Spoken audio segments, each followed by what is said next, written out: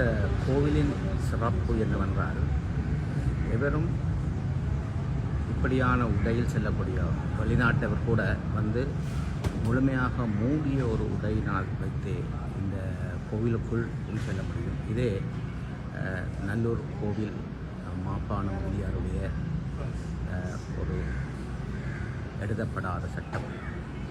இந்த கோயிலுக்கு வருகின்ற ஒரு நாட்டின் பிரதமர் ரணிலோ அல்லது இந்திய பிரதமர் நரேந்திர மோடியோ யார் வந்தாலும் இந்த பண்பாட்டு உடையில் அல்ல முழுமையாக மூடிய அல்ல இந்த கோவிலுடைய சட்டத்துக்கு அமைவான உடைகளே அணிய வேண்டும் என்ற ஒரு எழுதப்படாத ஒரு சட்டம். இப்போது நீங்கள் பார்த்து கொண்டிருப்பது ஒரு வெளிநாட்டவர் சாதாரணமான கால்ச்சட்டையில் வந்து தன்னுடைய உடையை மாற்றிக்கொண்டு செல்கின்றார். இது இந்த கோவிலுடைய சிறப்பு.